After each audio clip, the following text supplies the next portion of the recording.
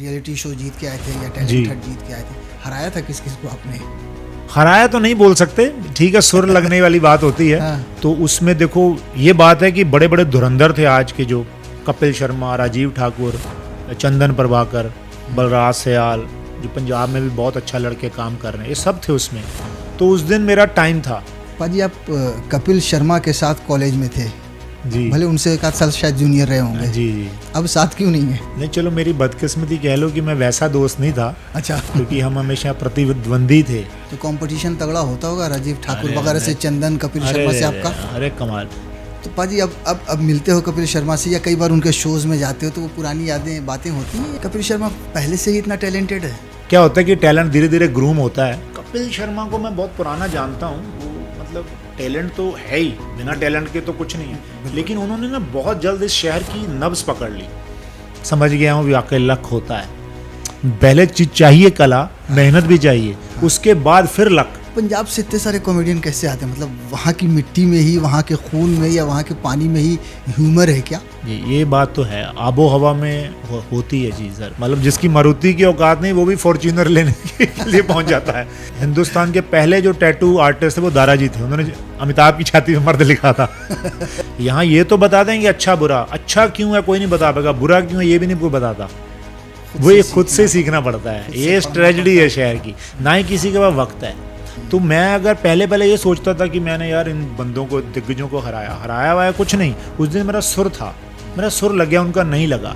मैं हमेशा कहता हूँ कि इंडिया में 3 लोग चाय से हिट हुए हैं। अच्छा। एक तो आप जिस पे हंसे हैं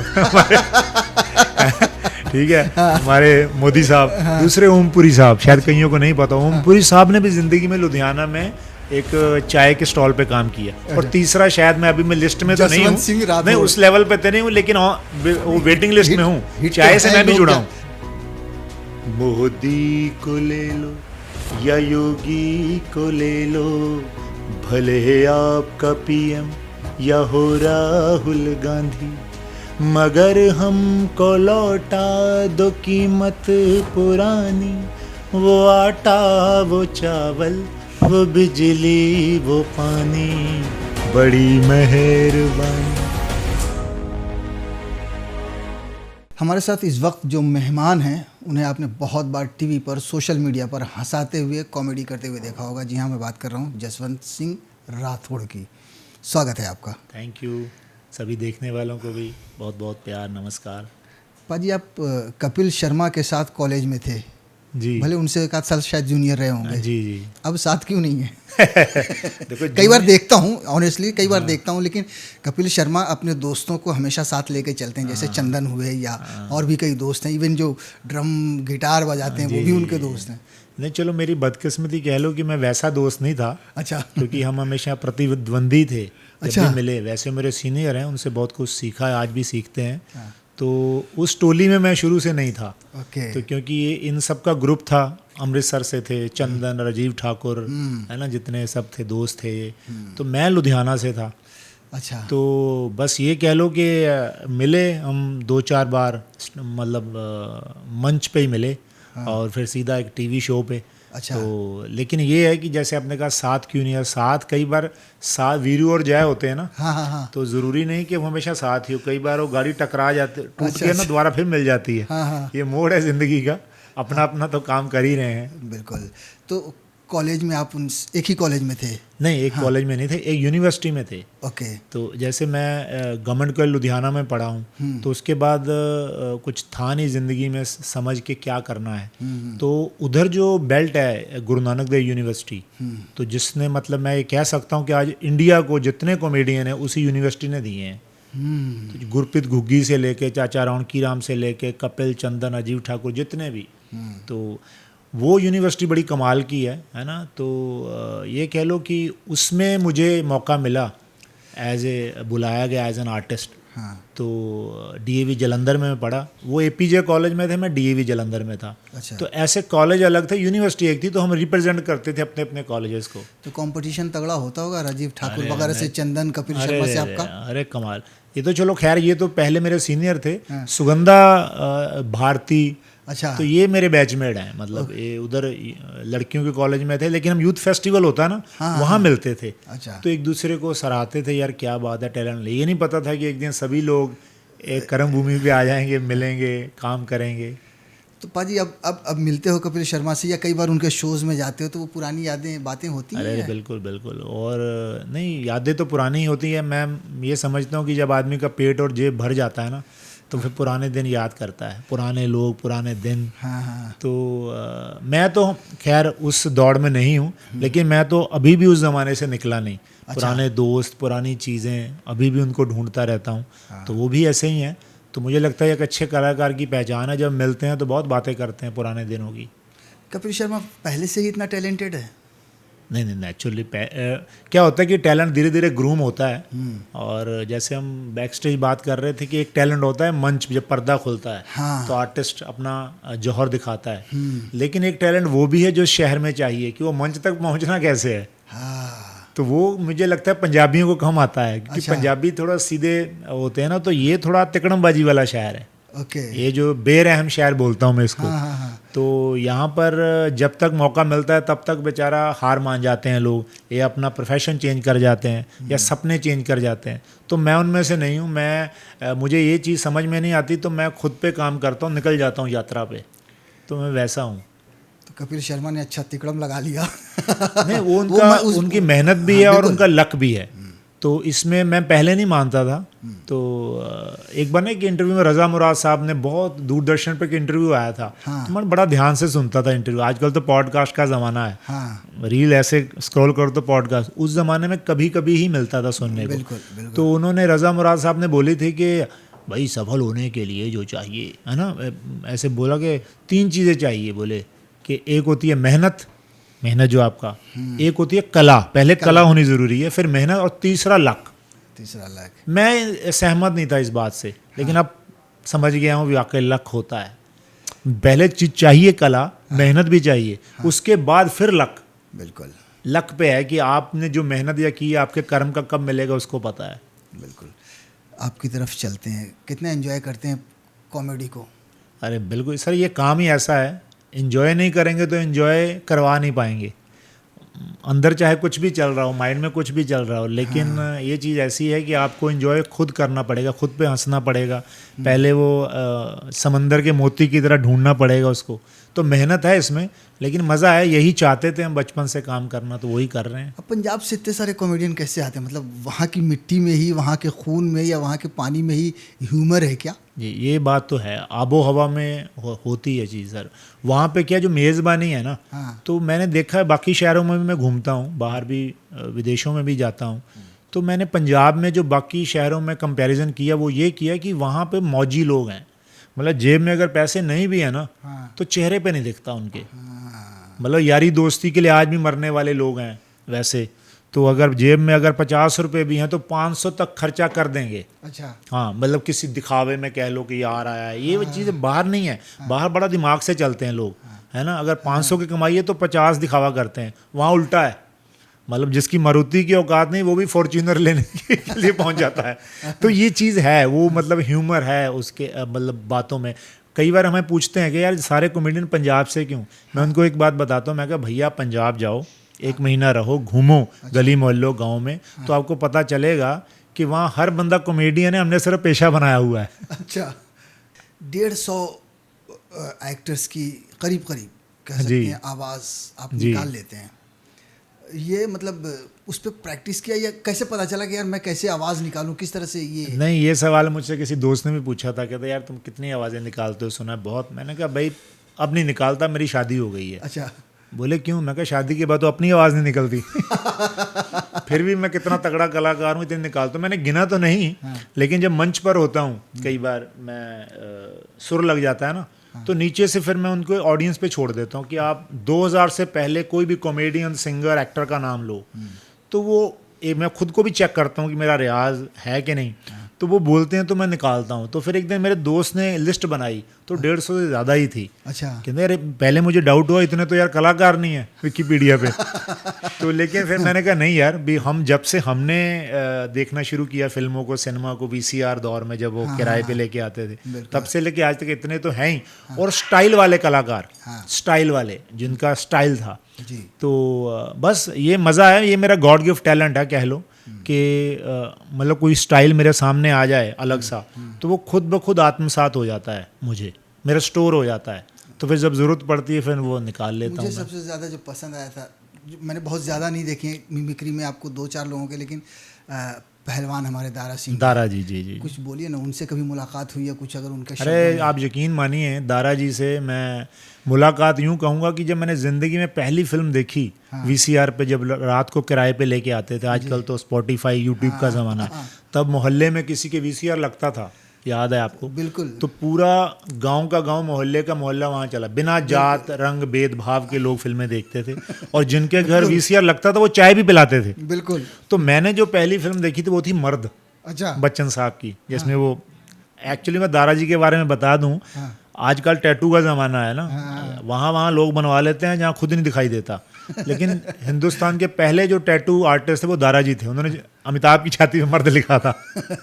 तो वो मुझे याद है सर, वो डायलॉग मैं सुनाता हूँ आपको, वो जो मर्द में जब बोलते हैं ना निरूपा राय को, भाई दुर्गा आज हमारे बच्चे का नाम रखने का दिन है और ये रस्म पूरी करके ही हम अपने बेटे को विदा करेंगे। मर्द नहीं नहीं ये मैं नहीं देख सकती, लेकिन कल सारा जमाना देखेगा और पूछेगा कि कौन वो शेरनी औरत जिसने शेर मर्द को जन्म दिया। और मुस्कुराता हुआ जा बादल जा, आज तेरी पीठ पर मेरे खानदान की जिम्मेदारी। अब इसमें हंसी वाली बात क्या है, दारा जी प्योर पंजाबी थे, देखो हिंदी फिल्मों में पंजाबी बोली है उन्होंने और लोगों ने प्यार किया। बिल्कुल। तो इससे पता चलता है कि बात जुबान लैंग्वेज की नहीं, बात भाव की होती है। भाव की होती है, भाव, उनका जो भाव था हीमैन वाला, वो इतने सॉफ्ट थे, मतलब अंदर से, तो वो लोगों से कनेक्ट करते थे। तो इसलिए मुझे भी कनेक्ट किया। तो मैंने कहा ये कौन है बंदा? तो मेरे नाना जी को पहलवानी का शौक था, बोले ये दारा पंजाब से है। तो मेरे दिमाग में आना शुरू हो गया, थोड़ा आसपास माहौल भी वैसा था पहलवानी का। मैं खुद 4-5 साल अखाड़े में जाता रहा। तो दारा जी हमारे आइडल थे। तो उन्होंने ना बजरंग बली की फोटो बनाई थी मूर्तिकार ने, तो एग्जैक्ट देखो तो दारा जी की थे वो। उन्होंने इमेजिन दारा जी को किया हुआ था, ऐसे पहाड़ उठाया हुआ, गदा उठाई, वो दारा जी थे। तो फिर मैं, बड़ा सपना था कि यार दारा जी कभी मिलेंगे ऐसे, है ना। तो एक बार मैं चंडीगढ़ में स्कूल के काम से गया, मैं और मेरा दोस्त। तो पता चला कि यार दारा स्टूडियो में स्केटिंग रिंग है, वहाँ पे दारा जी आए हुए हैं मुंबई से। अच्छा। तो हम लोग तो हमें लगा ऐसे यार राजा आजाद सिंह, वही मर्द फिल्म वाला याद आ गया, अभी बजरंग बली दर्शन होंगे। मैं गया वहाँ पे, तो पहलवान अपना लंगोट मोट तैयार कर रहे, बैग वैग। तो किसी ने बताया भी दारा जी तो चले गए। बड़ा मन रुआसा हो गया कि यार गड़बड़ हो गया काम। तो मैंने कहा चलो यार आए हैं, कोई साफ़ सुथरा बाथरूम है, बाथरूम ही यूज़ कर लें। होटल का बाथरूम था, तो मैं ऐसे बाथरूम कर रहा, मुझे अभी भी याद है, मुझे ना ऑरा फील हुआ ऐसे। अच्छा। बिना देखे मुझे फील हुआ कि यहाँ पर कुछ है। जब मैंने देखा तो दारा जी खड़े, तो मेरा बीच में रह गया। मैंने कहा तेरी, मैं गर्व से कह सकता हूँ कि दारा जी के साथ मैंने वॉशरूम शेयर किया है। तो जैसे दारा जी निकले, तब बुजुर्ग थे, लेकिन तब भी उनके हाथ पाँव देखे, मैंने कहा यार साक्षात बजरंग बली। तो सब उनकी तरफ ना आ रहे हैं, सर ऑटोग्राफ ऑटोग्राफ। मैंने भी बड़े स्टाइल से हाथ आगे कर दिया, मैं कहा सर ऑटोग्राफ। मुझे देखा, ओनली डायरी बेटे, ओनली डायरी। तो मुझे डायरी ने समझा भी डायरी कहाँ से लूँ। तो मेरे पास ना एक पुरानी रवीना टंडन की फ़ोटो थी, मैं मोहरा फिल्म की। अच्छा। तो उसके पीछे मैंने ऑटोग्राफ लिए उनके। आज भी मेरे पास पड़े हैं। तो आप देखिए, ये भोलापन कह लो या उसकी कृपा, ये 2000 की बात है। 20 साल बाद जब लॉकडाउन था, तो मैंने एक गाना गाया, दारा सिंह जिम्मे दे विचों, पंजाबी। वो सटायर था कि ठेके शराब के खुले हैं, जिम बंद है। इस पे दारा सिंह की फोटो की क्या प्रतिक्रिया है अंदर, जिसको जंगाल लग गया इस पे। तो उन्होंने मुझे सम्मानित किया, दारा जी की फैमिली ने। जहां मेरे ऑटोग्राफ मैंने लिए, वहां मेरे ऑटोग्राफ लगे हुए हैं दारा स्टूडियो में। तो ये है सर मैनिफेस्टो और लॉ ऑफ अट्रैक्शन कह लो, या एक सच्ची भक्ति कह लो।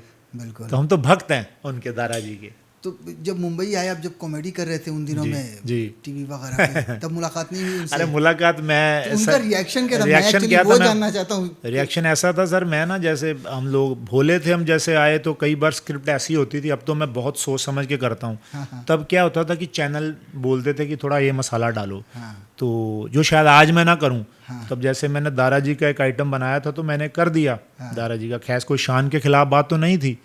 तो मैं कट टू एक बार दिलीप साहब आए थे सेंटा ऑफ, यहाँ कोई मीटिंग थी, तो मैं पहली बार गया वहाँ पे दिलीप साहब को देखने के, दिलीप कुमार को देखना है। तो मैं गया दिलीप कुमार, तो वहाँ रतन औलख जी आए जो दारा जी के इन लॉ हैं। तो वो मुझे देख के ना ऐसे घूर रहे, तो मुझे किसी ने बताया कि ये रत्न, मैं कहा हाँ जानता हूँ यार, पंजाबी फिल्मों में देखा है। तो मेरी तरफ आए, मैं थोड़ा डर गया, मैंने कहा यार, क्योंकि हमें अक्सर ना डराते थे वहाँ पे सेट पे, कॉमेडी सर्कस के जितने भी आते थे आर्टिस्ट या क्रिएटिव, बोलते थे यार तुम्हें ना ढूंढते हैं ये लोग, तुम लोगों को, सुनील शेट्टी, दारा सिंह, जिनकी तुम मिमिक्री करते हो।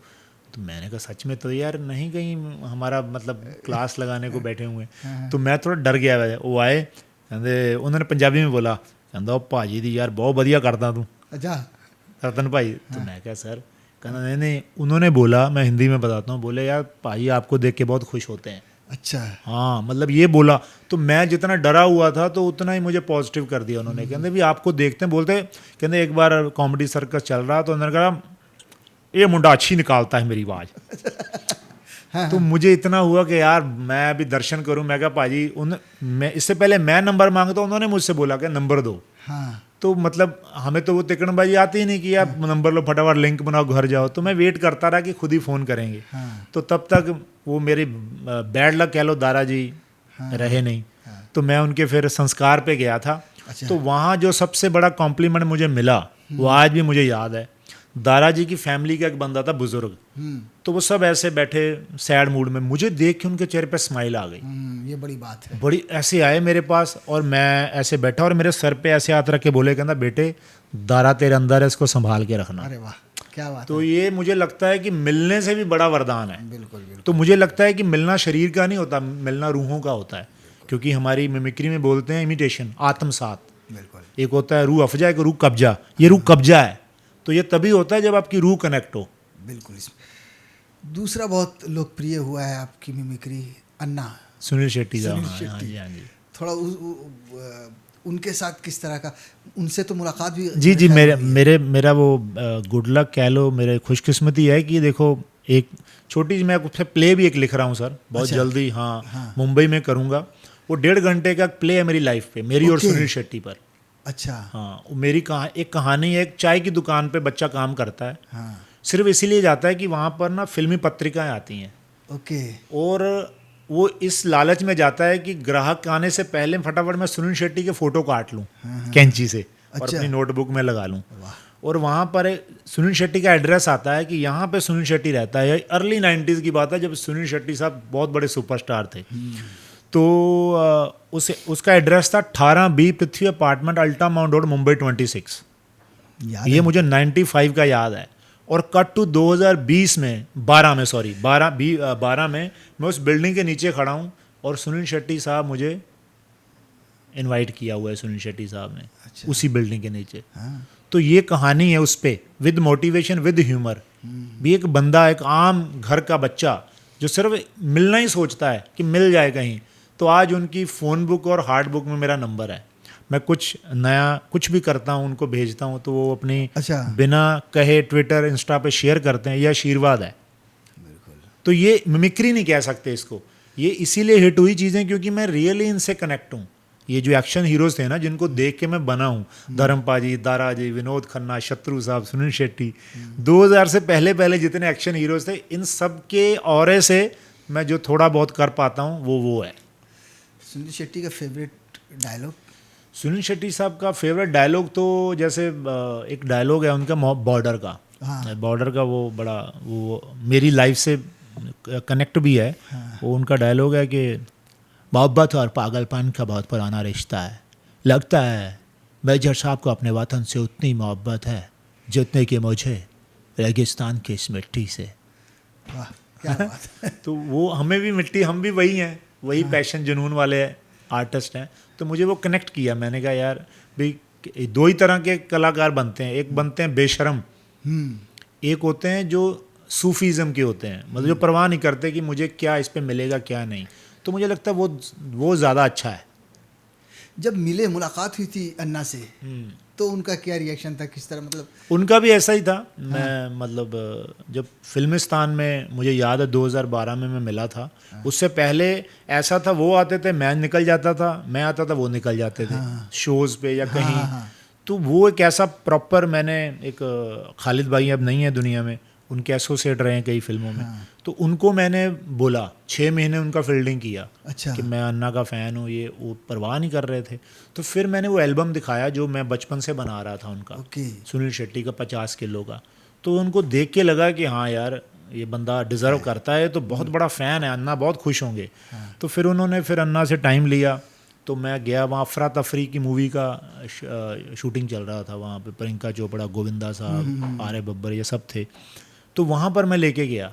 तो जब अन्ना ने मुझे देखा पहली बार, तो उनको ये तो पता था कि फ़ैन आ रहा है, लेकिन ये नहीं पता था कि मैं ही वो फ़ैन हूँ। अच्छा। तो मुझे देख के उन्होंने थोड़ा सा देखा, इग्नोर कर दिया। हाँ। वैनिटी से निकले, मैं इंतज़ार कर रहा था। तो मैंने कहा यार ये तो उल्टा हो गया। तो मैं इधर तो ढूंढ रहा हूँ, किधर गया बंदा भी जिसने मिलाना है। तो मैं खुद ही चला गया। मैं कहा प्रणाम सर, क्या हाल है? इतने में वो आ गए खालिद भाई। अरे अन्ना, ये लड़का जसवंत जिसके बारे में बोला था। अच्छा अच्छा, यही है वो। मैं कहा सर जो भी हैं आपकी वजह से हैं। नहीं नहीं, जो इंडस्ट्री में होता है अपने टैलेंट की वजह से होता है। अच्छा। मैं कहा सर इंस्पिरेशन तो आप ही हैं, कुछ दिखाना है आपको, हाँ वैनिटी में ले आइए। तो वो एल्बम में जैसे मैंने रखा, तो मुझे उस पर विश्वास था कि ये जो बनाया है मैंने, ये बनाया नहीं, ये बना है। इसको या तो वो समझ सकता है जिसने वैसा इश्क किया हो, या वो जिसके लिए वो हो। तो जैसे उन्होंने पन्ना पहला पलटा, तो उनकी आंखों में आंसू आ गए अन्ना के। अरे वाह। क्योंकि उनको समझ में आ गई कि यार ये मिमिक्री नहीं करता, ये तो भक्त है। जैसे मैं किसी टाइम पे दारा सिंह का, सिल्वेस्टर स्टैलोन, ब्रूस ली का था। तो उनको अपना समझ में आ गया कि यार ये पैशन वाला बंदा है, जो ऐसे पैशन लेके आया है। तो एकदम उनका जो गॉगल निकल गया, स्पेक्स लग गई। अच्छा। तो वो 3 घंटे की फिल्म होती है, 3 घंटे में अन्ना के साथ वो रहा फिल्मिस्तान में। तो पूरा उन्होंने यूनिट को दिखाया वो एल्बम। फिर मुझे बोला कि मैं लंदन जा रहा हूँ बेटा, कि अगले महीने में आऊँगा, तुम्हें ये घर लेके आनी है। अच्छा। और मैं आथिया आन, उनके बेटा बेटी, उनको दिखाना चाहता हूँ ये, कि मैं बताना चाहता हूँ जिस इंडस्ट्री में आप आ रहे हो ये मामूली चीज़ नहीं है। बिल्कुल। आप कुछ भी कर रहे हो, पता नहीं कौन कहाँ कैसे ऑब्जर्व कर रहा है। बिल्कुल। तो ये मेरे लिए सर बड़ी बात है। तो उस दिन के बाद जब मैं बिल्डिंग के नीचे उतरा, तो उसी का एक वो कोट है वो प्ले का, कि जिस दिन मैं नीचे उतरा, लिफ्ट नीचे आ रही थी, मैं ऊपर जा रहा था। अरे वाह। मुझे समझ में आ गई कि यार कहीं पहुंचने के लिए बहुत तिकड़मबाजी की ज़रूरत नहीं होती। सिर्फ आप वही रहो जो ओरिजिनल हो।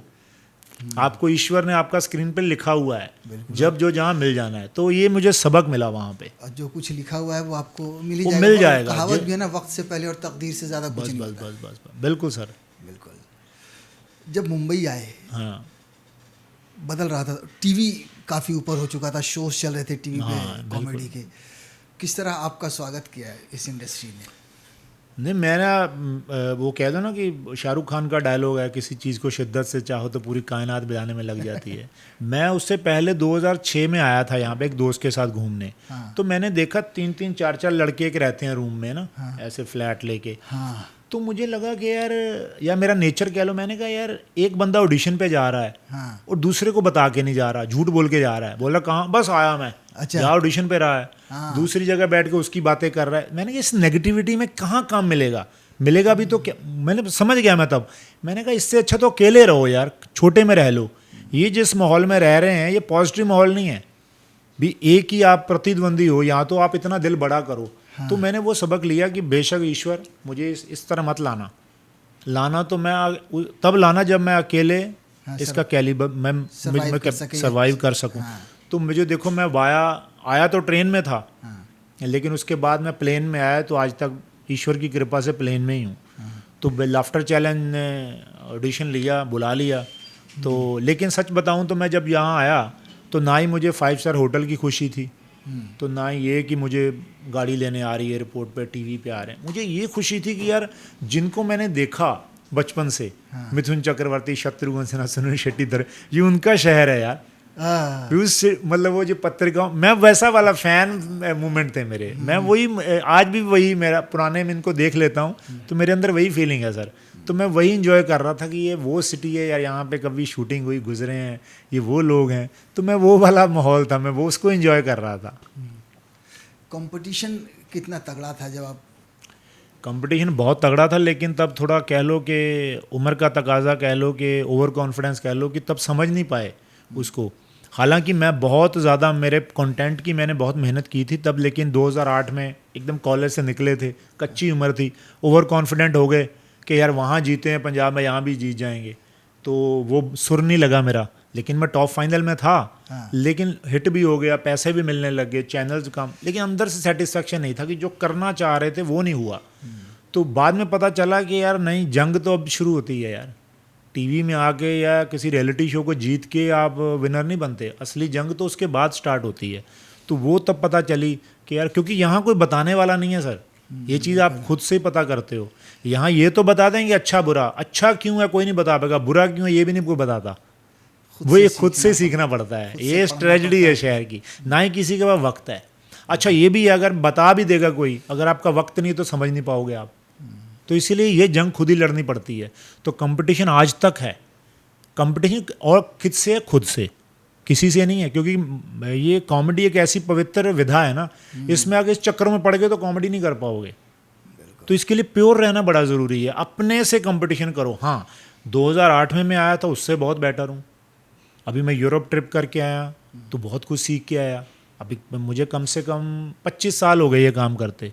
सन 2000 में पहली बार माइक पकड़ा था, और आज देखो आज पॉडकास्ट में बैठे हैं माइक के आगे। तो 25 साल हो गए, अभी भी लगता है बहुत कुछ सीखना है। तो पाजी थोड़ा सा फिर फ्लैशबैक में चलते हैं। आपने कहा रियलिटी शो जीत के आए थे या टैलेंट हंट जीत के आए थे, हराया था किस किस को आपने? हराया तो नहीं बोल सकते, ठीक है, सुर लगने वाली बात होती है। हाँ। ये है कि उसमें मैं बताता नहीं उसको।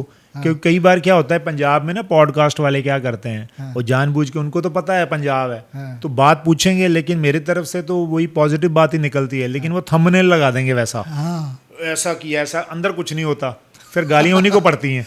वो तो हर जगह होता है, हर जगह होता है। तो मैं ये हमेशा ये कहता हूँ, मैंने कहा यार देखो, एक जब कंपटीशन होता है ना, एक मंच पर होता है, वो टीवी पे था, तो उसमें देखो ये बात है कि बड़े बड़े धुरंधर थे आज के, जो कपिल शर्मा, राजीव ठाकुर, चंदन प्रभाकर, बलराज सयाल, जो पंजाब में भी बहुत अच्छा लड़के काम कर रहे हैं, ये सब थे उसमें। तो उस दिन मेरा टाइम था, शायद अगर ये भी अच्छा उस दिन मैं ना जीतता तो मैं शायद छोड़ जाता, ये मैं आर्मी के पेपर भरे हुए थे, शायद मैं आर्मी में चला जाता। तो विनर करके जो मेरे दिमाग पर टैग लगा ना, वो winner 2000 comedy king of 2006 Punjabi comedy king, आज भी वो टैग चलता है। तो ईश्वर कहीं ना कहीं मुझे वो लेके चल रहा है अपनी जर्नी पे। तो मैं अगर पहले ये सोचता था कि मैंने यार इन बंदों को, दिग्गजों को हराया हुआ है, कुछ नहीं, उस दिन मेरा सुर था, मेरा सुर लग गया, उनका नहीं लगा। तो इसका मतलब ये नहीं कि मैं बहुत टैलेंटेड हूँ, वो टैलेंटेड नहीं है, या वो जीत गए मैं हार गया, ऐसा कुछ नहीं। ये जंग है अपने आप से। तो ये है कि हाँ वो टैग मेरे माइंड में है कि इस तक पहुँचना है यार, कब पहुँचूँगा, लगे रहो, कर्म करते रहो, अपना गोदाम भरते रहो। मेरे पिताजी हलवाई थे। कहते हैं आपका पहला उस्ताद आपका बाप होता है, भले मजदूर हो, बिल्कुल, चाहे आप अंबानी बन जाओ, लेकिन आपको ज्ञान वहीं से मिलेगा। मेरे पिताजी एक बात समझाते थे, वो क्या करते थे ना, दोपहर को बोलते थे मैं आया लक सीधा करके, बोले थोड़ी मैं लेट के आता हूँ आधा घंटा, तो दुकान पे खड़ा हो। मैं दुकान पे क्या करता था, पीछे केबल टीवी लगा होता था, तो मैं बैठ जाता था फिल्म दिलवाले, मोहरा, अंत गोपी की फिल्में देखने बैठ जाता था। ग्राहक आता था तो कई बार डैडी देख लेते थे, मुझे डांटते थे, बोले तुम दुकान पे क्यों नहीं खड़ा होता। मैंने कहा उसमें क्या है, वहीं तो हूँ मैं पीछे टीवी पे, जब आएगा चलेगा। नहीं, कहते ग्राहक आए ना आए, दुकानदार गद्दी पे चाहिए। ग्राहक आए ना आए, काउंटर पे कपड़ा मार के रखो, धूप बत्ती जगा के रखो। मुझे तब समझ में नहीं आया, आज अपने काम पे मैं ये बात फॉलो करता हूँ कि आपके पास फिल्म बड़ी आए ना आए, काम आए ना, अपने आप को मेंटेन करके चलो, शारीरिक और मानसिक तौर पे कंटेंट बनाते रहो, है ना। काउंटर पे कपड़ा, अपने शरीर पे कपड़ा, है ना, और कंटेंट बनाते रहो, माल तैयार रखो हमेशा। तो ये चीज़ें मैंने वहीं से सीखी हैं। तो अभी भी दुकान है या? हाँ अभी दुकान है, छोटा भाई करता है, वो ढाबे में तब्दील हो गया, अभी पिताजी नहीं है। हाँ। लेकिन 1980 से वो दुकान, उन्होंने 20 साल दुकान की, 10 साल मैंने भी उस वहाँ किया है। तो मैं हमेशा कहता हूँ कि इंडिया में 3 लोग चाय से हिट हुए हैं। अच्छा, एक तो आप जिस पे हंसे हैं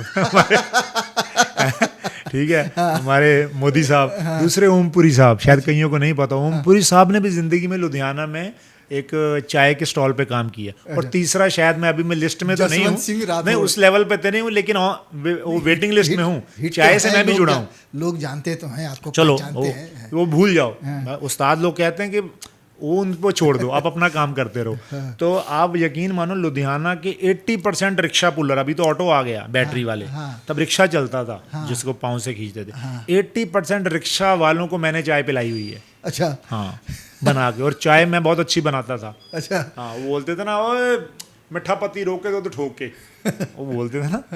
तो ये चीज़ मतलब मुझे याद है। अभी मैं समझता हूँ कि जो भी मैं कंटेंट बनाता हूँ या कई फिल्म में कोई किरदार करने का मौका मिलता है, वो यूनिवर्सिटी मेरी वो दुकान ही थी।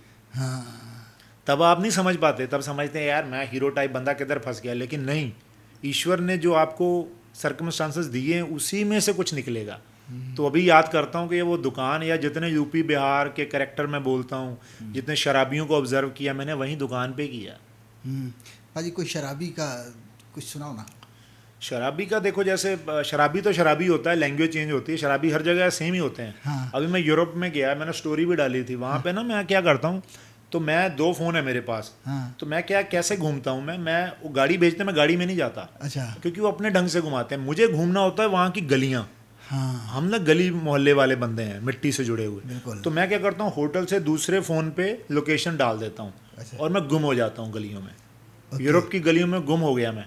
तो ऐसे मैं कहा जब मैं थक जाऊंगा फिर मैं वापस आ जाऊंगा लोकेशन डाल के, ऐसे। तो मैं गया, वहाँ पे एक बियर बार था, वहाँ पे शराबी खड़ा। अच्छा। सेम वो इंग्लिश बोल रहा है, हाँ। लेकिन कैरेक्टर वही पंजाबी है। ओके। तो जैसे यहाँ पे होते हैं, है ना, वो बोलते हैं ना कि जो गरीब आदमी पिए तो बेवड़ा, मिडिल क्लास पिए तो शराबी, तो अमीर आदमी पिए तो क्या बोलते हैं, अल्कोहलिक। तो ये चीज़ तो वही है। तो शराबी पे एक ऐसा है कि मैं छोटा सा सुनाता हूँ। मेरे मामा जी हैं, दूर क्या जाना, मेरे मामा जी ना अपने टाइम के हीरो थे। अभी वो आजकल कुंठा में रहते हैं क्योंकि वो टाइम उन निकल गया। अच्छा। वो अभी भी 96-7 में जी रहे हैं। ओके। तो नॉर्मल रहते हैं, जैसे पैग लगा लेते हैं तो उनका करेक्टर बाहर आ जाता है। ओके। तो एक दिन चले गए वो, है ना, बियर बार, वो हाथा बोलते हैं हम लोग, हाथा। हाथा वहाँ चले गए, कहता हेलो, कहता पैसे हैं, पैसे नहीं है, उधारी दे दे। कहता उधारी नहीं, एक मिनट, ये 5 रुपये चले। कहता 5 रुपये, बच्चों की दुकान है, टॉफियों की दुकान है, चल भाग यहाँ से। दे दे यार, ये साइड पर आप जैसा कोई बंदा बैठा, हेलो भाजी, कहा चल दे दे यार, थोड़ा एक पैक दे दे मेरी तरफ से, थैंक यू। अच्छा पिया, भाई माइंड मत करना, 5 रुपये और थे, चल भाग यहाँ से। भाजी हेलो, चल दे दे एक पैक और दे दे यार, थैंक यू भाई। उसने दिया पैक,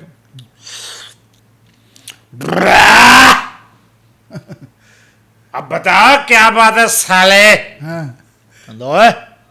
क्या बकवास कर रहा है, क्या होगा तुझे, तेरी औकात क्या है 5 रुपए की दारू बेचने वाले। तो वैसे कैरेक्टर हैं। तो वो हर जगह ही मिल जाएगा आपको। वो आपका कॉन्फिडेंस बाहर पी के निकल जाता है ना बाहर, लेकिन कॉन्फिडेंस तो वो है जब बिना पिए निकले। अच्छा। दोस्ती वो जो बिना पिए बैठे, चाय की दोस्ती असली दोस्ती है। अब मैं कई बार पंजाब जाता हूँ तो मैं देखता हूँ मेरे दोस्त सब, कोई वकील है, कोई कुछ है, वो बिना पैग के मिलते ही नहीं। मैं तो पीता नहीं। अच्छा। तो वो कहते हैं कि यार वैसा प्रोग्राम बना तो बैठे। अच्छा वैसे बैठो, आज बैठते हैं, कोई नहीं आता। अच्छा उनको बोल दो ना, हेलो पीने का प्रोग्राम है, आ जाओ 10 मिनट में आ जाए। मैंने यार ये बड़ी प्रॉब्लम है यार। पाजी कॉमेडी किसको देख के इंस्पायर होते थे आप? कॉमेडी मैं सच बोल दूं, मैं कॉमेडी कभी नहीं देखी सर मैंने। अच्छा। मैं देखी ना, मैं कॉमेडी फिल्में देखता हूँ, मैं सीरियस फिल्में देखता हूँ, कॉमिक्स में पढ़ता था। और बस ये कह लो कि हीरो बनने के चक्कर में मेरे साथ कॉमेडी हो गई।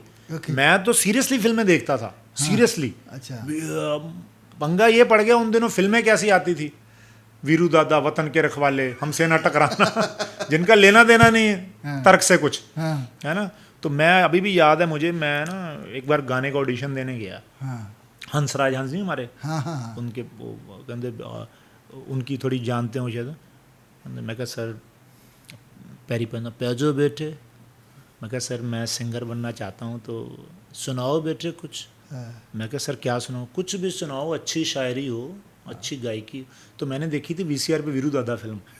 मैंने कहा मोहम्मद अजीज़ का गाना, तो मुझे थोड़ी पता भी शायरी क्या। मैंने कहा सुर में मैं गाना गाया, इस दुनिया में जी नहीं सकता आदमी सीधा साधा, इसलिए मैं बन गया वीरू से वीरू दादा। अच्छा, मुझे लगा मेरी तारीफ होगी। मैंने कहा कैसा है? बहुत दौर फेटे मुँह बेटे, आपका गाना सुन के मुझे धर्मेंद्र साहब याद आ गए। मैंने कहा उनका तो कोई लेना देना ही गाने से, तेरा भी कौन सा है? तो पंगा ये पड़ गया कि मैं तो सीरियसली एक्टिंग करता था, है ना। ये हैट देखो, ये मैंने धर्मबाजी जो है ना, उनका दौर था उतरने वाला, जब वो 50+ की फिल्में कर रहे थे, एज ए हीरो आ रहे थे। तहलका, सच्चाई की ताकत, वीरू दादा, हमने वो देखा है सिनेमा VCR पे। तो मेरे पे बहुत असर है उनका। उन दिनों आप देखो हर सिचुएशन पे गाना होता था फिल्मों पे, है ना। वैसे माँ बोलती है कि मेरा बेटा मार काट से दूर रहे, लेकिन तब की माँ देख लो, स्पेशल बच्चे को लेके जाती थी मंदिर में बड़ा होकर, ताकि बदला ले। मेरे मुन्ने भूल न जाना, तू अपना फर्ज निभाना, मेरे दूध का कर्ज। तो ये फिल्म हमने देखी हुई है। जब मैं ये सुनाता था जज्बाती होके तो लोग हंसते थे। तो शायद ईश्वर को ये कॉमेडी ही करनी मंजूर थी। मैंने तो सीरियसली ये सिनेमा देखा ना, मैंने को हंसाने के लिए थोड़ी ये गाना गाया। मैंने तो देखो आपकी, मैं तो सीरियसली गाना गाया। तो पंगा ये है कि बस बात समझने की है। वो जो दौर था 90s 80s का, तब सिनेमा बड़ा रंगीन सिनेमा था। तो हम लोग वही तब के बच्चे हैं, 90s वाले, VCR वाले, केबल वाले। तो वो जज्बात हम लेके शहर में आए। तब तक दुनिया बदल चुकी थी। हमने उसी जज्बातों से जब अपने रखा तो लोग हंसने लगे, ये क्या है। तो मैंने कहा चलो यही सही है। बिल्कुल, शायद ऊपर वाले ने आपकी डेस्टिनी में यही लिखा ही है। अरे शुक्र करो हमेशा उसका। बिल्कुल बिल्कुल। टीवी का वो दौर था जिसमें बहुत सारे कॉमेडियंस को मौका मिला जी, है ना। अब दौर आ गया फिर डिजिटल का, यूट्यूब वगैरह का। बहुत सारे कॉमेडियन जैसे कुणाल कामरा हुए, जाकिर हुए, इस तरह के, इनको देखते हैं आप? नहीं, ज़्यादा नहीं मैं देख पाता। मैंने जैसे एक नाम लिया आपने, जाकिर, इनको थोड़ा देखा है, और अमित टंडन का शो देखा था। अच्छा करते हैं। बाकी मुझे लगता है जितने मेरे स्क्रॉल आता है तो मुझे थोड़ा परहेज है उस चीज़ से। अच्छा, डबल मीनिंग, क्योंकि हमारे संस्कार में नहीं है ना। मुझे कई बार लगता है यार हम मतलब बुजुर्ग हो गए क्या। ये मतलब वायरल हो रहे हैं बंदे। अभी यूरोप में मैं गया, तो यूरोप में वो ऑर्गेनाइजर बोला कि आप पहले बंदे हो जो साफ सुथरी कॉमेडी करके गए हो। इससे पहले आते हैं लोग, वो पब होते हैं ना, क्लब, जहाँ पे 25 30 40 लोग, इतने लोग होते हैं, बियर वीर पी के वो निकल जाते हैं अपने घर, ये अपने घर। मेरे को फैमिली देखने आई, और डर ये था सर, जब मेरा ऑर्गेनाइजर ने फ़ोन किया ना उनको कि ऐसे ऐसे पंजाब से, इंडिया से कॉमेडियन आ रहा है, तो लोग आ नहीं रहे थे। फैमिली वाले वो ये बोल रहे थे कि यार या तो ये क्या करते हैं यार, डबल मीनिंग बात करेंगे या बेइज्जती करेंगे, तो हमने नहीं आना। तो डर बैठा हुआ है लोगों के अंदर। तो मैंने कहा यार ये कैसा मतलब। लेकिन जब जितने भी लोग मुझे देखने आए तो उनको बाद में पछतावा हुआ कि यार हमें तो 10-10 बंदों को और लेके आना चाहिए था, कि जो हमने देखा। तो जो हम बातें कर रहे हैं ऐसी नेचुरल बातें थी, कनेक्ट करने वाली बातें। और 2.25 घंटे मैंने अकेले ने परफॉर्म किया। 2.25 घंटे। और ना वो जा रहे थे ना मैं जा रहा था। तो हॉल वाले ने कहा सर उधर तो टाइम है ना, ये डॉलर यूरो शुरू हो जाएगा दोबारा। तो ऑर्गेनाइजर बोला सर माफ़ी मांगो, अभी नेक्स्ट करते हैं। मतलब स्तर गिरा दिया है थोड़ा कॉमेडी का। गिरी गया सर कहीं ना कहीं। देखो आज बहुत मुश्किल हो गई है कॉमेडी करनी, सच बताऊं। उसका कारण क्या है? उसका कारण देखो, टीवी पे तो अभी स्टैंड अप ये ख़त्म हो गया है। बहुत कम है। कहाँ पे है? जो राजू भाई, जॉनी भाई करते थे, जो लाफ्टर चैलेंज ने मास को जोड़ा। क्योंकि इंडिया जो है ना, जज्बाती लोग हैं। मजदूर लोग जो देखते हैं वो वाले लोग हैं। हमारा इंडिया वो है, शर्म वाला है। अगर जो कुछ रोमांस करेंगे छुप के करेंगे, तो वो खुले वाला मामला नहीं है। चाहे जितने मर्जी एडवांस हो जाएं, इस मामले में नहीं हो पाएंगे। तो ये जो कल्चर है, ये वेस्टर्न कल्चर है। ये यूथ जो है ना, जो कॉलेज का होता है 17 से 22 साल वाला, ये जवानी जो होती है तब समझता है कि मेरे जैसा आदमी कोई नहीं। लेकिन ये भूल जाते हैं कि जब ये बाप बन जाएंगे इन्हीं चीज़ों को अपने बच्चों से वर्जेंगे। ये मत देखना। बिल्कुल। तो इसीलिए ये असलियत नहीं है, ये थोड़ी देर का है। ये मतलब दिवाली में सेकने वाली बात है। दिवाली आ गई तो बेच दो, जलेबियाँ निकल जाती हैं पुरानी भी, ये वो वाला है। असली कॉमेडी तो वही है जिसको परिवार देखे। तो आजकल क्या है कि टीवी में तो बोलना, इतनी लंबी लिस्ट पकड़ा देते हैं। ये कोई धर्म के मामले में नहीं बोलना, ये कोई पॉलिटिकल बात नहीं करनी, कुछ नहीं करना, एक्टर का नाम नहीं लेना। अच्छा अपना वहाँ जाओ कॉर्पोरेट शो में, वहाँ कुछ लोग बोल देते हैं पैगला बाजी, थोड़ा वो वाला भी चलेगा। अच्छा। तो हमने कहा भाई वो उसी को बुला लो, फिर कौन सा वाला चलेगा भाई। तो हमें तो यही आता है, हमें मौका दो, अगर हमें नहीं हंसा पाए फिर बात करना। हाँ। क्योंकि ये चमत्कार को नमस्कार वाली बात है। बिल्कुल। हो सकता है 4 बंदे पहले माइंड प्रिपेयर करके ना बैठे हों कि ये है, लेकिन अगर आप में दम है, आप रियल हो, तो कनेक्ट कर लोगे। पंगा ये है कि मौका कम हो गया अच्छी कॉमेडी के लिए, इसीलिए बाकी जो दौड़ है उनको लगता है कि यही चलता है आजकल। जो नया यूथ है इसीलिए ये शॉर्टकट वाला अपना रहा है, व्यू वाला चक्कर हो गया है, तो कोई इस तरफ आ नहीं रहा। इस पर मेहनत लगती है, पढ़ना पड़ता है, करना पड़ता है, 15-15 साल जाके स्ट्रगल करना पड़ता है, समझना पड़ता है, तो फिर बनती है बात। तो मुझे लगता है इसलिए ये वाली कॉमेडी बचनी चाहिए। ये वाला हमें एज ए कमर्शियल भी नुकसान हो रहा है और वैसे भी यूथ भी गलत दिशा में जा रहा है। मुझे मेरा पर्सनल मानना है ये। कुछ शोज़ अभी जो बन रहे हैं जैसे कपिल शर्मा शोज़ वगैरह है, किस तरह आप देखते हैं? कपिल शर्मा ने जिस तरह की शोहरत पाई, जिस तरह से कामयाबी पाई, मतलब बहुत कम लोगों के नसीब में वो होता है जी। क्या ख़ास चीज़ है जो लोगों को अट्रैक्ट करती है कपिल शर्मा की तरफ? कपिल शर्मा को मैं बहुत पुराना जानता हूँ, वो मतलब टैलेंट तो है ही, बिना टैलेंट के तो कुछ नहीं है, लेकिन उन्होंने ना बहुत जल्द इस शहर की नब्ज़ पकड़ ली। नब्ज़ जो बड़े बड़े लोग नहीं पकड़ पाते, आते ही वो सेट, मतलब ऐसा ना कि एक वो पंजाबी में कहावत है, कहना सब जानवर डराते हैं, ओए ओए यहाँ का राजा शेर है, शेर बच के रहना। वो जाते शेर के चपेट मारता है पहले। हाँ हाँ। कि इनके पहले लीडर को पता, जैसे उमर शरीफ साहब ने एक बार कहा ना, वो आए थे किस यूट्यूब पे है वो पाकिस्तान से आए, चैनल वाले बोले भाई किसी के बारे में बोलना ठीक है, बच्चन साहब सामने बैठे हैं उनके बारे में कुछ निकली। कहना 70-80 बंदों ने मुझे यही बोल दिया। कहना मैं फेडअप हो गया, जाते मैंने बच्चन को पकड़ा पहले। बच्चन साहब वो देखा रिएक्शन, कहना उससे मैं बड़ा तो ज़रूर हो गया लेकिन उसके बाद मैं बैन हो गया इधर। अच्छा। तो कहने का मतलब कपिल शर्मा, उनकी भी यही तबीयत रही है, उन्होंने आते ही वो चीज़ पकड़ी है।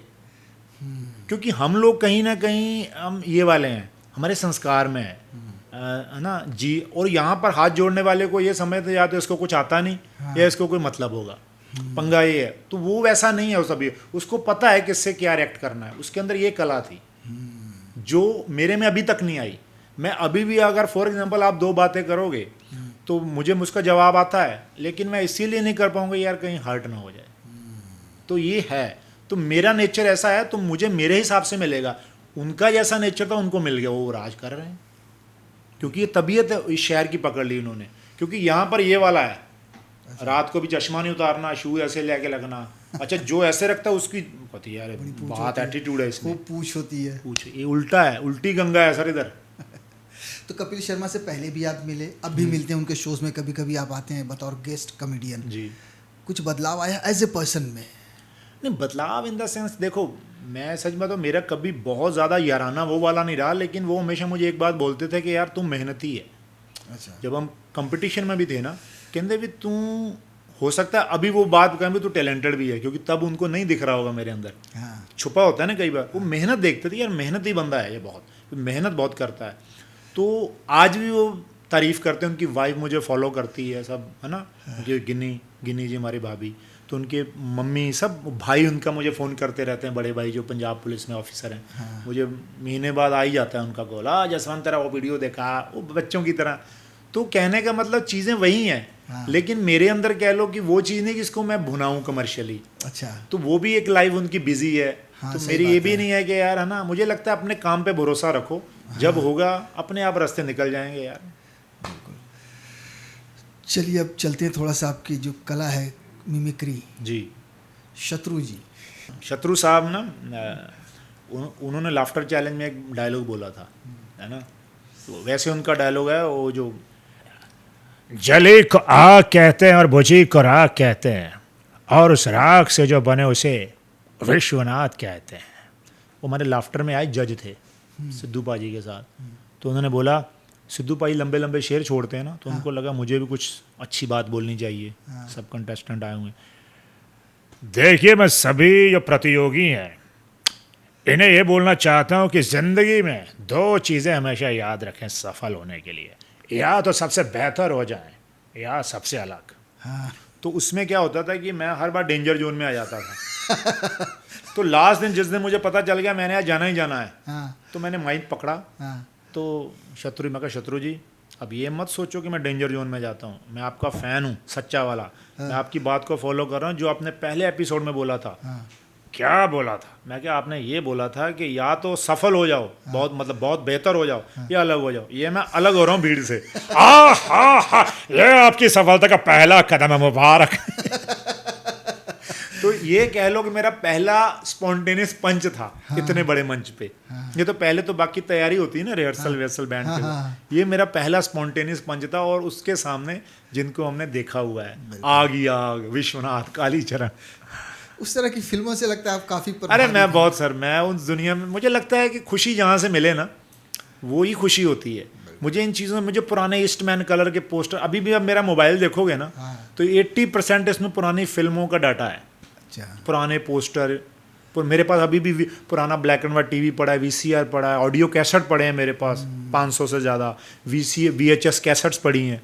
तो मुझे बहुत लगाव है, पता नहीं क्यों, प्यार है इन चीज़ों से।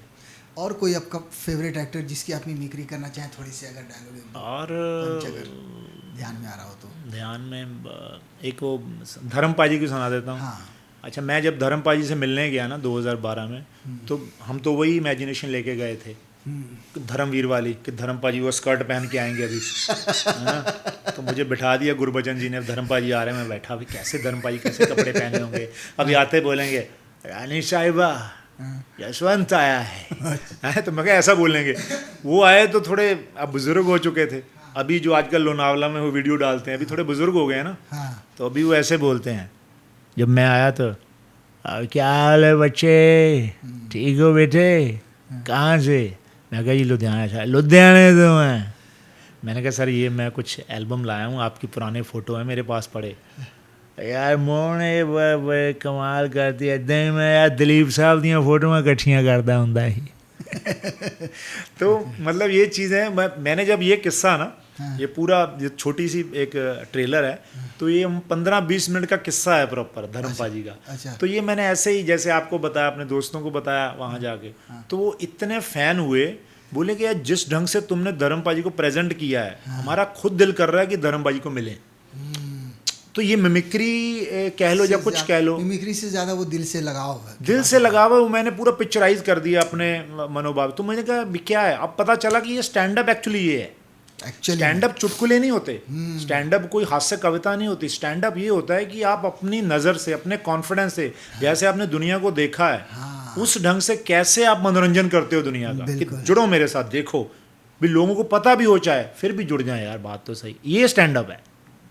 स्टोरी टेलिंग कह लो, स्टोरी टेलिंग डायरेक्टर एक ये चीज़ फिल्म में बताता है, एक मंच पे है जिसके हाथ माइक है, जिसके सामने ऑडियंस, जिसके स्पॉटलाइट है, वो इस ढंग से बताता है। तो ये मुझे अब समझ में आया। तो जो मैं अब जब मैं अपनी शो करता हूँ ऐसे करता हूँ, वो बातों को लेके आता हूँ जो आपसे जुड़ी हुई हैं, मुझसे जुड़ी हुई हैं, और विद ह्यूमर मैं कैसे उसको प्रेजेंट करूँ। तो उसमें मिमिक्री भी आती है। मिमिक्री को मैं एज ए करेक्टर लेके आता हूँ, नो ये नहीं कि इसकी आवाज़ इसकी आवाज़ नहीं। 80s की आवाज़, दूरदर्शन की बात चली तो उन दिनों कौन थे, है ना। तो आज मतलब वो सुनील शेट्टी की बात, तो मैं किस्सा बताऊंगा कि सुनील शेट्टी इंडस्ट्री में क्या है, मुझसे जब नहीं मिले थे क्या थे, अब क्या है, इस पे मैं बनाता हूँ आइटम। अब ज़िंदगी में क्या चल रहा है? बड़ी बात तो यह है कि ज़िंदगी चल रही है, यही बात है। रोज़ शुक्राना करते हैं कि यार, वो पढ़ते थे हम, सीखते थे गुरुओं से कि 2 चीज़ें मांगो ईश्वर से हमेशा। एक तंदुरुस्ती मांगो, तंदुरुस्ती है तो सब कुछ है, बिल्कुल। पैसा, दौलत, शोहरत, काम का सब सेकंड है, तंदुरुस्ती है तो सब आप संभाल पाओगे। दूसरा, सरबद्दा भला, अपने आसपास के लोगों का भला मांगो, वो भला है तो अपने आप का अपने आप हो जाएगा। तो मेरे अंदर से तो यही निकलती है सर जी। बाकी ये चीज़ यहाँ पे पहुँचे उसकी प्लानिंग है, स्टार बनना, कला, ये सब उसकी रहमत है। हम सिर्फ एज ए ह्यूमन ही कुछ इकट्ठा कर लें, बहुत बड़ी बात है। पाजी वैसे ये आखिरी सवाल था, लेकिन कुछ चीज़ें और याद आ गई अचानक। जी प्लीज़। कभी राजनीति पे कॉमेडी करते हैं आप? हिम्मत होती है? नहीं, हिम्मत वाली बात नहीं, हम बहुत सटायर करता हूँ मैं, बहुत मतलब मेरे वीडियो इतने वायरल होते हैं, उनमें मैं नहीं होता, मेरी आवाज़ होती है। अच्छा। कंटेंट होता है। तो करता हूँ मैं जितनी समझ है मुझे। क्योंकि मैं ये नहीं, ये ना लगे कि ये वाला बीजेपी वाले ये कहते हैं कांग्रेसी बंदा लग रहा है, कांग्रेसी ये कहते हैं, वैसा नहीं। आम आदमी की आवाज़ बन के करता हूँ मैं, कि ये आम आदमी की आवाज़ है यार, है ना। तो ये है कोई एक सटायर। हाँ, जैसे मैंने थोड़े दिन पहले एक डालना है अभी वीडियो वैसे, तो वो थोड़ी सी गज़ल है जगजीत सिंह साहब की। अच्छा। कि एक बंदा सब्जी वाला है, वो हारमोनियम लेके गा रहा है ना। तो वो सब गा रहे हैं, आम लोग, ऑटो वाला, फेरी वाला, काम वाला ना। मोदी को ले लो या योगी को ले लो, भले आपका पीएम या हो राहुल गांधी, मगर हमको लौटा दो कीमत पुरानी, वो आटा वो चावल वो बिजली वो पानी, बड़ी मेहरबानी बड़ी मेहर। आम आदमी को कोई लेना देना नहीं, सही बात उसको एक ज़िंदगी चाहिए, उसके बच्चे पढ़ें तंदुरुस्त, उसको तो इलाज हो जाए और देश खुशहाल हो जाए। बता ना, मेरा भारत महान, एक और आगे कोट है, बनाना होगा अच्छे विचारों से और मिलजुल के। बहुत बहुत शुक्रिया पाजी, आपने इतना वक्त दिया। थैंक यू, धन्यवाद। श्रेष्ठ भारत पर खबरों से जुड़े रहने के लिए चैनल को सब्सक्राइब और लाइक करें, बेल आइकन दबाएं और देखते रहें श्रेष्ठ भारत।